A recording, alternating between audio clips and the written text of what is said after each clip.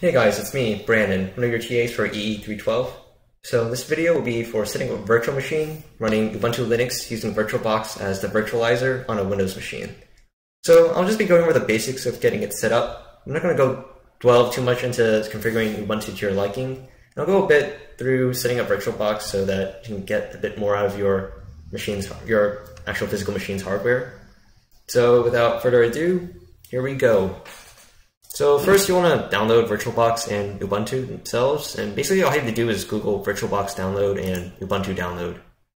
So let's deal with VirtualBox first. So Googled it, first link comes up. So here you get the different downloads for different installers. So pick the one for my machine, so I have a Windows machine, and here's the download link. So just click that, it'll start downloading the installer, and then yeah. So next we'll handle downloading Ubuntu. So just Google Ubuntu download and then go to that, basically the first thing that appears. So let's get Ubuntu desktop because we're running this on a desktop machine. We're not running mobile or whatever. So just go to download. And now you get this donation page, and unless you want to donate to them, just no, not now, taking you to download. So it's just going to start the whole download thing for the ISO file for Ubuntu, and an ISO file is basically just like a disk image, like a CD image. And we'll use that to boot from to run the installer. So let's close out of there, we don't need that. So next you want to run your VirtualBox installer and just go through the steps of installing VirtualBox, and just keep going until it's done. And after you're done, you want to start up VirtualBox. So install it, it'll probably appear here in your recently added. Here I've pinned it to my start menu so it's easy to access, so I'm just going to run it from here. Now we have our VirtualBox manager. You can see here that there is nothing. So to fix that, let's create a new machine.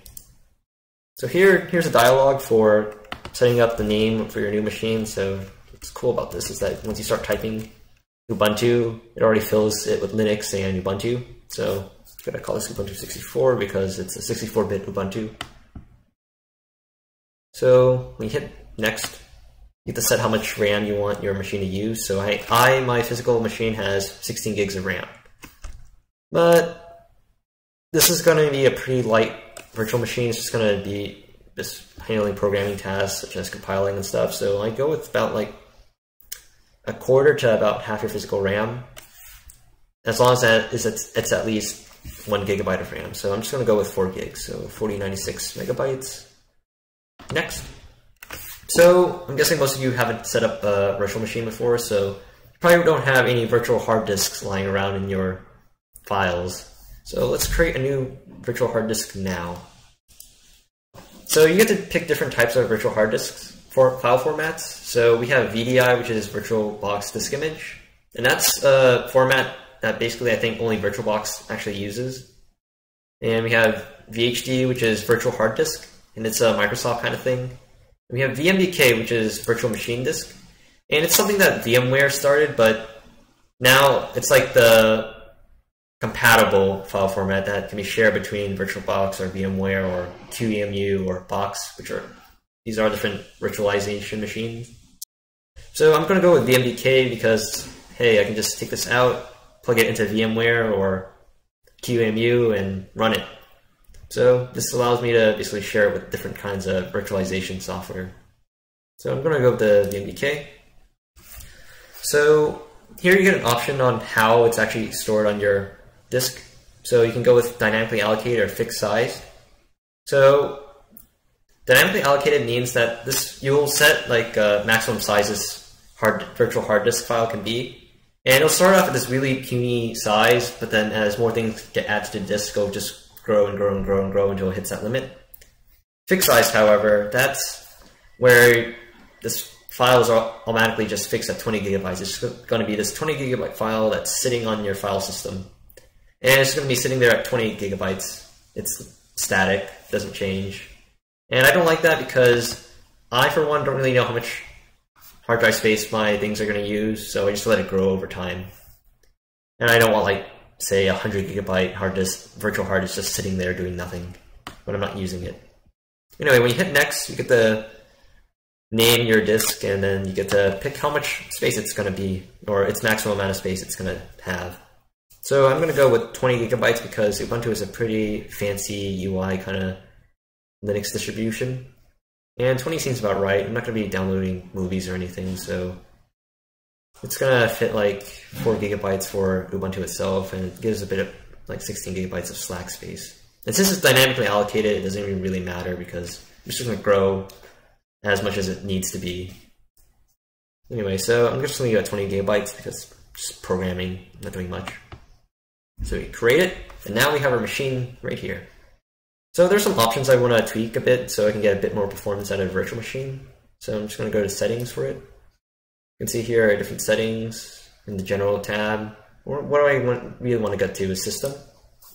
So here you can set your memory and different settings for extra features. If you go to processor tab, you can see how many processors you can let it have, and I'm going to bump it up to 2 so it can do a bit more. Let's give it some more oomph in its capabilities. Acceleration seems alright. I'm going to go to display. So I'm just going to max out video memory because Ubuntu loves its GUI. It's a really nice GUI, I give it that. As you can tell, I'm not really a GUI guy. So I'm going to enable 3D acceleration so it can use my laptop's hardware whenever it does these fancy 3D effects. And that's basically it. You have different tabs for different settings of the different virtual devices for this virtual machine. And basically, I'm done. It's like, okay. So now we just want to start it. And this is where your Linux or Ubuntu ISO comes in. So you can see here we have nothing. We need to select the startup disk. So we'll click on this button to go find that ISO. And this one happens to open where I downloaded it, which is pretty convenient. So let's pick that Ubuntu ISO and open it. Now it's here, and we can start the installation process. Alright, so VirtualBox loves giving you these little blurbs of things, and after you read them, you just close them. Or do not show it again. I'm just going to close it because I don't like things that are permanent unless you dig around in your settings and stuff. Anyway, so it's good. It's booting from that ISO file, and it's going to go through this whole Ubuntu 16.04 setup. So let's let it do its work, let it load from that ISO file.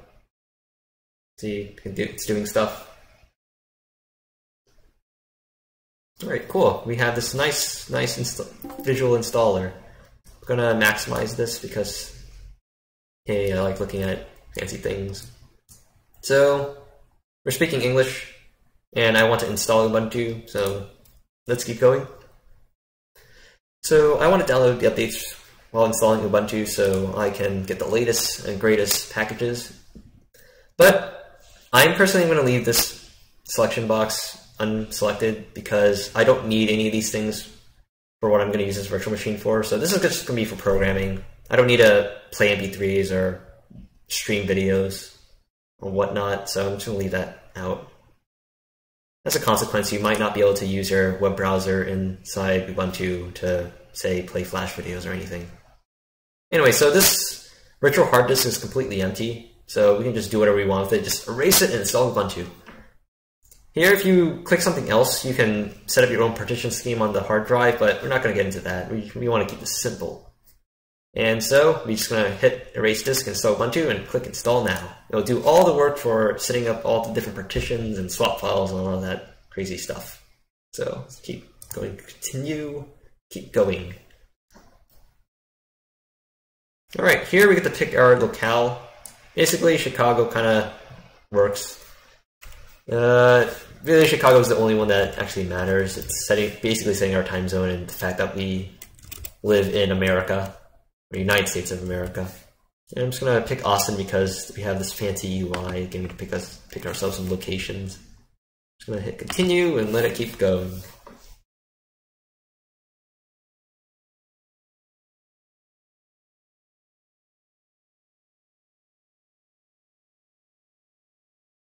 Alright, it's spinning. This is a point where the installation process can get a bit finicky. It's failed on me once already, but you just let it keep going again. Yeah, spitting.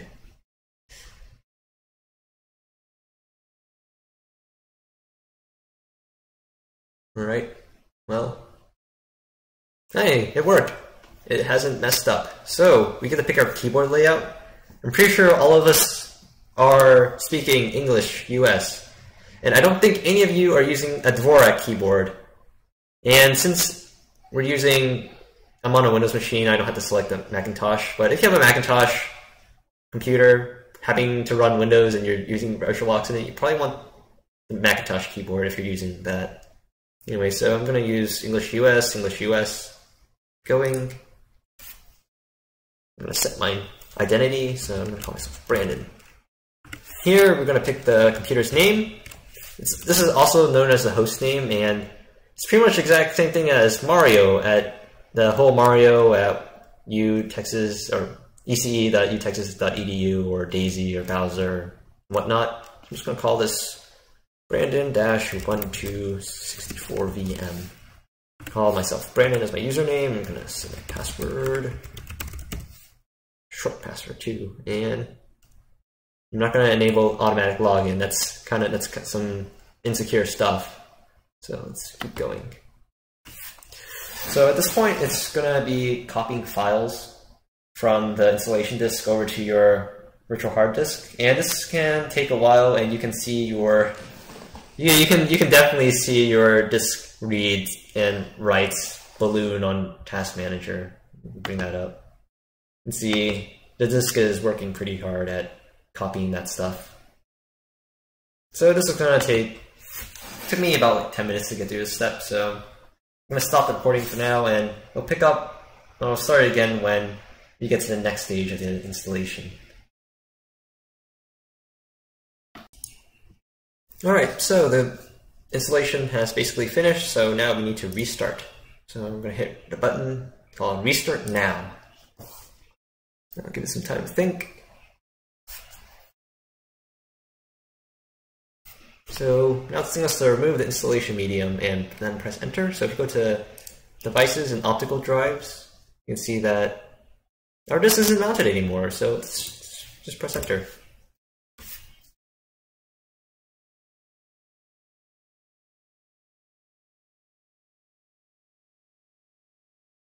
Now we'll let it do its work. You can see this is the boot up sequence. Doing some stuff. Now we get our splash page where it's going to load up the GUI and all that fancy stuff.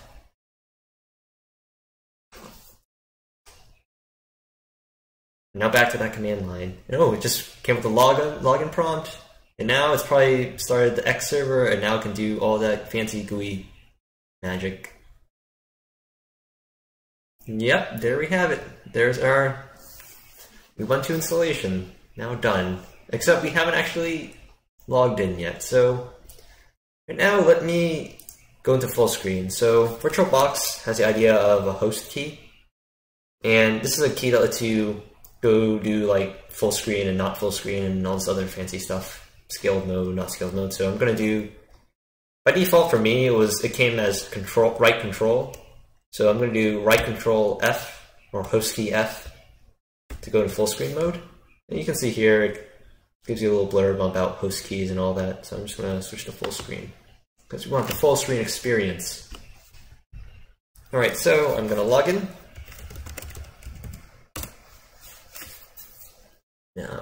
Now we wait.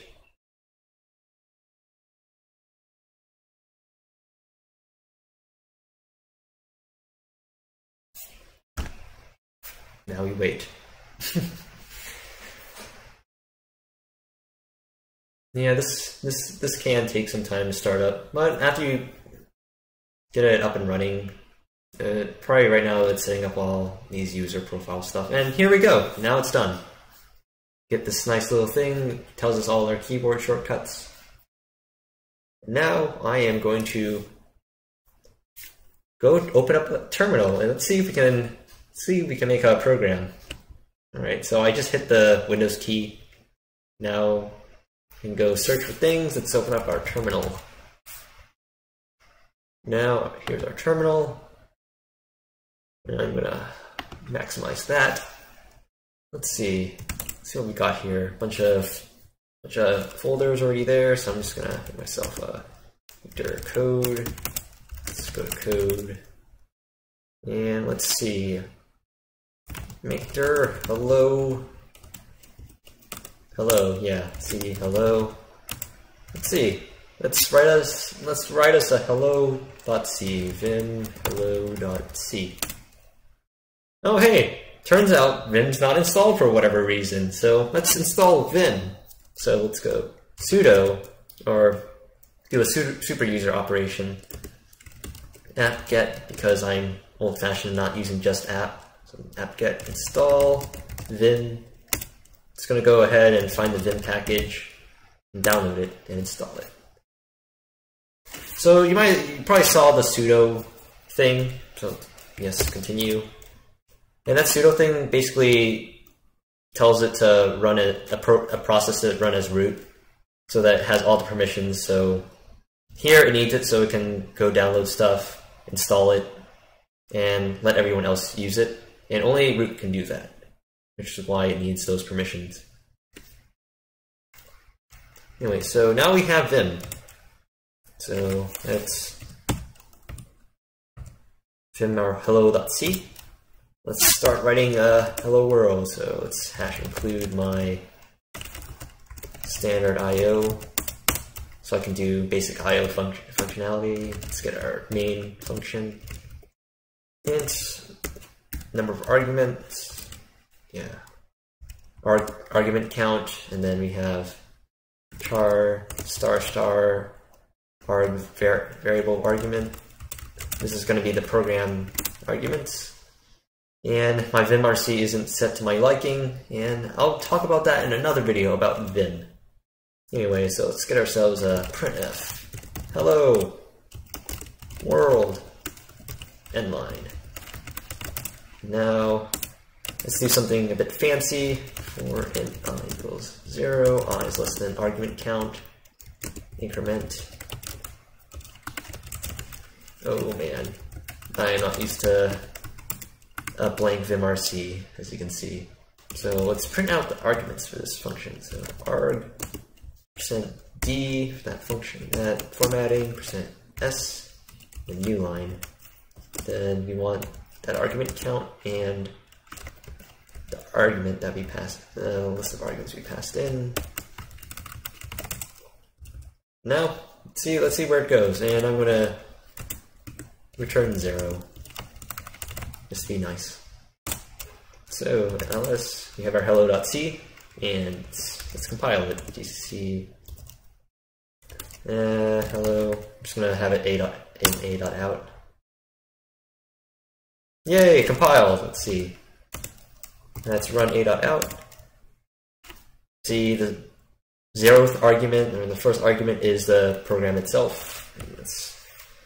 Hi, I am Brandon. Let's pass it some more arguments so you can see it print out all these arguments. So there we go. Here is a full Ubuntu installation, minus the configuration. But hey, I did show installing Vim because for whatever reason Vim did not come with it. Although I wonder if VI does. I remember that VI is like symbolically linked to some weird version of Vim. So your mileage may vary. I would suggest you to use just Vim and not VI, because Ubuntu has this weird notion of what VI is. And there you have it, Ubuntu installation.